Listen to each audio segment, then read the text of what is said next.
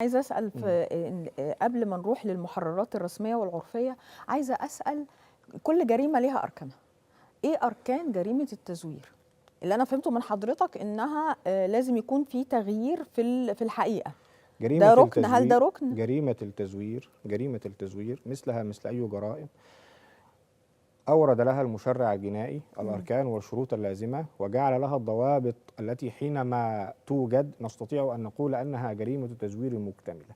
فإذا توافرت الأركان، والأركان بالمناسبة هي العناصر التي تتوافر مجتمعة فتشكل جريمة التزوير أو تشكل جعل مادي مجرد. إمم، فإذا انتفت أو إذا انتفى أحد هذه الأركان لا نكون بالطبع أمام جريمة تزوير كاملة، لربما تكون جريمة تزوير ناقصة، لربما نكون أمام جريمة أخرى بتوصيف قانوني آخر. إمم، يعني الكذب مثلا مهما بالغ مدعيه لا يشكل جريمة تزوير بأي حال من الأحوال، صحيح، لكنه من الممكن أن يشكل جريمة نصب، إمم، فيتغير التوصيف وتتغير الأركان وتتغير العقوبة.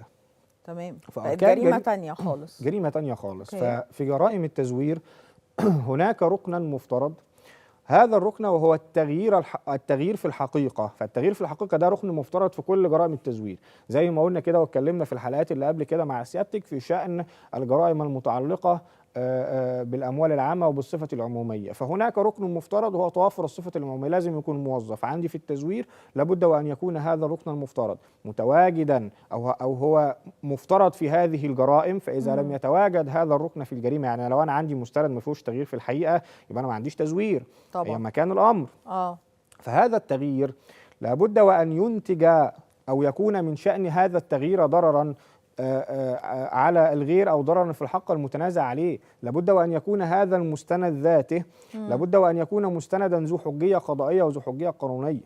تمام، فهذه المسائل، طيب أنا لو غيرت في المستند، إمم، هل كده أجرمت أو هل كده أعاقب في شأن جريمة التزوير؟ إمم، الحقيقة لأ، لأن هو السلوك الإجرامي نفسه في شأن الجريمة لابد وأن يكون هذا الشخص الذي قام بالتغيير قاصدا من ذلك التغيير، وقاصدا أن يجعل واقع غير مشروع في شأن واقع مشروع، أن إمم، يجعل واقع غير صحيح في شأن واقع صحيح، أن تمام، يتحايل ويتطاول على القانون في شأن اكتساب حق قضائي أو حق متنازع عليه معين في شأن هذه المسألة، إمم، فقصد تزويرا قاصدا به الإضرار بالغير أو الإضرار بالحق المتنازع عليه نفسه. وأن يكون عالما إذا ما كان هذا المستند في شأن جريمة الاستعمال، لأن هو أحيانا المجريات الطبيعية للتزوير إن هو الراجل بيزور عشان يستخدم المستند اللي هيزوره. إمم.